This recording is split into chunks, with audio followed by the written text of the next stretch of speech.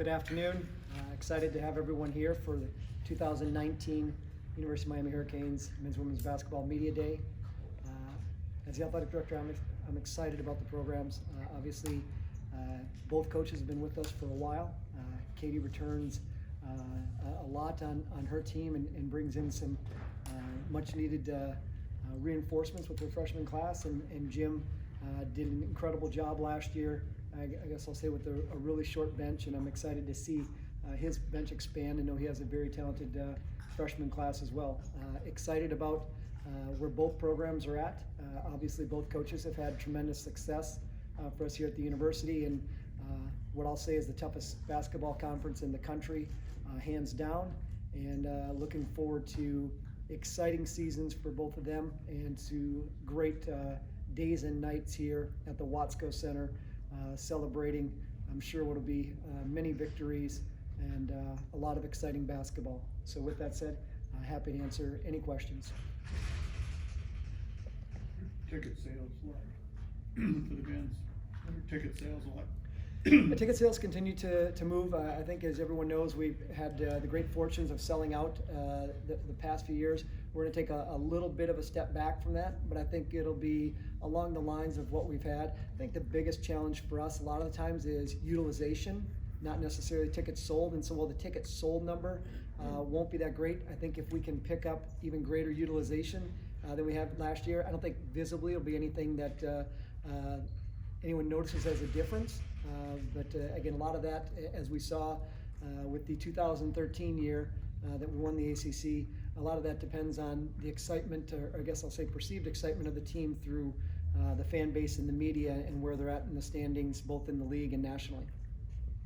What are you going to do? It's always kind of an issue here with getting students to go. You know, the arena's right here. It's very convenient. Are there any special things that you guys may do this year, especially considering that the attendance dropped a little bit or may drop? What can you do to get students more involved?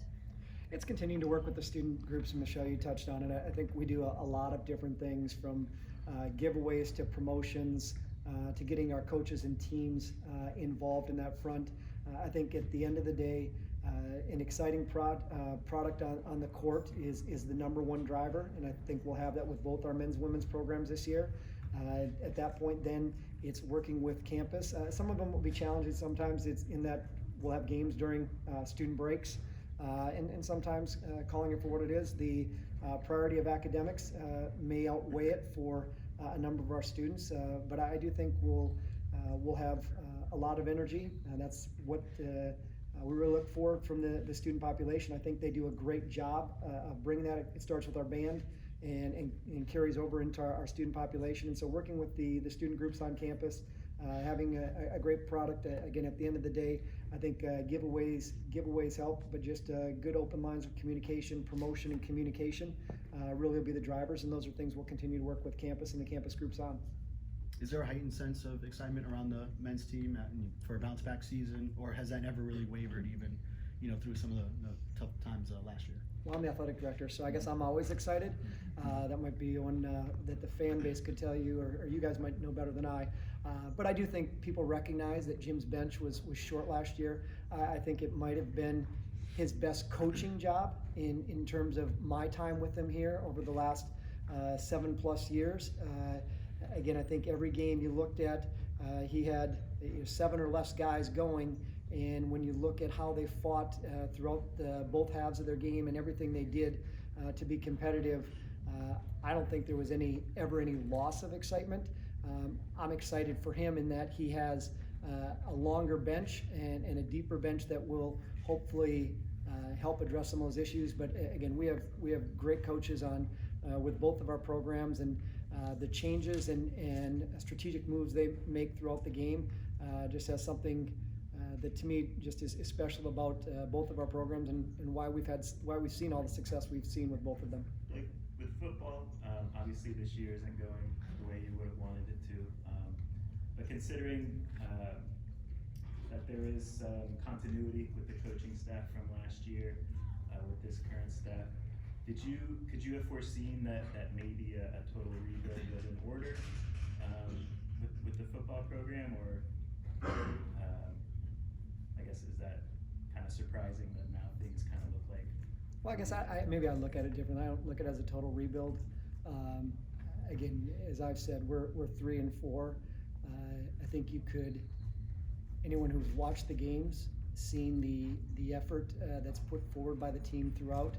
I think anyone who has an understanding of the game recognizes that plays that 90% of the time go your way.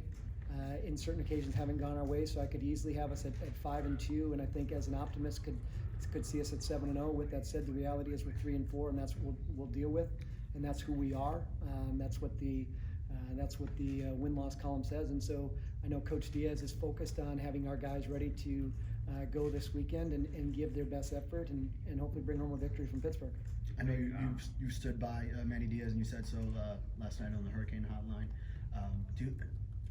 Do you wish, going back to when the decision made, you would have maybe gone through a coaching search? Even if it results in the same hire, but just take your time through the process, or would that have maybe affected too much your ability to get the guy you wanted in Manny?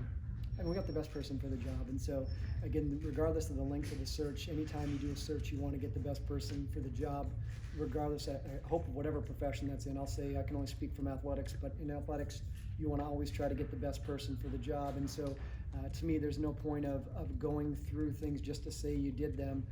You go out and you find the best person for the job. Manny Diaz is the best person for the job. I felt that way on December 30th. I feel that way today, and I'm confident I'll feel that way in the future. Blake, I want to ask you, along those lines, obviously you hire a new coach, you have to give them some time, right? That's standard across the board for everybody. But would it be a point this season if losses continue to accumulate where you have some concerns, want to make some changes? Like, where is that line for you as you look at that? Again, I think you're always making changes. I think Manny's made changes already. He's been vocal and I guess I'll say public about some. And there's changes that are constantly made. I think you're going to have Jim and Katie talk with you here later today. I think if you ask them, they're making changes not only every game, they're making changes within games. And if Manny was up here, I'd say, I'm assuming he'd say the same thing. And that's what coaches do. You have to look at the situation and then put your team in the best position possible to win the game. I've said it before, we want to win every game. I think everyone smart enough to know there isn't a program in the country that wins every game every year. It's just the reality of sports. That's why we play it, and we're going to go out and do the very best that we can every week. But to answer your question, Manny's going to be making changes each week, and honestly, during the game, I'm confident he'll continue to do those things, and he'll continue to grow, and we'll continue to get better as a program. I meant more along your thoughts, where you, as an overseer of the program, would have to say, maybe there's some concern here, we need to make changes here. Is there an amount of losses this year, or is it where carte blanche for Mannix his first year, give him some time with the staff to sort of figure things out? That's sort of what I was getting at. Well, I don't know if I exactly understand your question, but I guess what I would say is Manny and I are in regular communication. He wants to win. I want to win. We both know our fans want us to win. And so those are things that we have to address on an ongoing basis. I don't believe in waiting to the end of the year and then looking back and saying, well, we should have changed this or we could have done this different. If there's things that we can change right now, let's change them right now. If there's things that we need to change at the end of the year, then we'll change things at the end of the year. But we're not sitting back looking at something and saying, hey, this needs to change, but we're going to wait to the end of the year and then we'll fix it. Things need to be fixed as we move along. We got 5 games left in the football season, and I know he's focused on doing everything he can to make sure our guys are in the best position to go out and execute and bring home 5 victories. I want to go back to basketball for a minute. For Basketball Media Day. It is Basketball Media Day. Can you talk about Beatrice Montpremier to getting, ACC preseason player of the year and what that means for, the program to have a high profile player in the women's game, and just what it meant for her to come back and not go into the WNBA? A lot. Again, credit to Katie for bringing such a talented young woman into our program and continuing to develop her as a player. I think the recognition by the league as the ACC Player of the Year, to me, is the league recognizing the great things she accomplished on the court last year and the opportunity for her to do even greater things on the court this year. And I think that's what has me most excited about it is I know Coach Meyer is going to have Beatrice and the team executing even a higher level. And it's one where Beatrice, I'm sure, had an opportunity to go to the WNBA. I don't know enough about the WNBA draft to make a guess as to where she would have gone or even where she'll go this year. But I know she's a special talent. She's a great person. I've enjoyed the opportunity to get to know her. Obviously, a tremendous honor for her this summer to be able to represent our country and do the great job she did there. I think a special honor for her to be able to participate with the U.S. team here a few weeks ago and get that experience. And again, I think all those little things are recognition of the player and person that she is and how she continues to grow under and develop under the leadership of Coach Meyer. And I'm excited to see her out on the court this year, going against the best competition in the country in the ACC, and excited about our women's basketball program. We'll do 2 more questions for Blake. Like, I was just wondering, what are your big picture thoughts on the name, image, and likeness stuff that's kind of out there happening? We have to continue to evolve as an association and what it means to be a student athlete. I think something is going to change. Obviously, with the law in California going into place, we can't be playing by a bunch of different rules. And so I do think there'll be something nationally, whether that's state by state, which I think creates a lot of challenges, because if everyone isn't playing by the same rules, I'm not sure how it exactly works. And so hopefully it's something that either through the federal government or through the support by the states through the association, which I honestly think would make more sense, but recognize that might not be an option given where this has now gone. We need to continue to change what it means to be a student athlete. I think we need to do a better job of communicating to the media and the public what it means to be a student athlete. I think it's a great experience. It's one that is significantly different today than it was 3 years ago, and significantly different. It was significantly different 3 years ago than it was 5, 10, 15, 20 years before that. With that said, it'll continue to evolve. I think if there are legitimate situations where kids can capitalize on their name, image, and likeness, we have to figure out a way as an association to allow them to monetize that value. I think where the tricky part comes is there's a lot of strength in the name on the front of these jerseys in college athletics, and I think it's that balance of is the notoriety because they are the quarterback at X university, or is it because of who they are? And that's the balance I think we have to try to figure out. I do think there are some unintended consequences with the legislation as written, or I guess I'll say potential loopholes that I think will cause some real serious questions in the future if we're not able to modify that. With that said, I will give the people or the legislature in California credit that they put a January 1st, 2023 start line on that, which again, hopefully will give us time to work through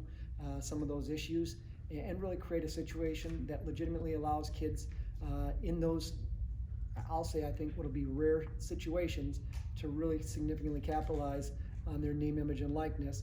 Not to say that there isn't some broad things that won't be able to happen, but I think if you look at it nationally, there just isn't a lot of students out there that have that brand nationally. If I think about it last year in college basketball, there's probably one, Zion Williamson, that had really a national appeal, and that's an individual who we probably should have different rules for someone who's in that type of position. So it's going to change. It's changed over the last few years, and it'll continue to change. I think part of that is we need to make sure we're communicating that not only to all of you in the media, but to the general public, because what it means to be a student athlete, I think, is a special experience and one that I know our students enjoy. I have regular conversations with young people after they come back, having been away from us, and their experience here, whether it was 1, 2, 3, 4 years, is one that is real meaningful to them in their life, and one that they'll never forget the experiences that they had. Anything else for Blake?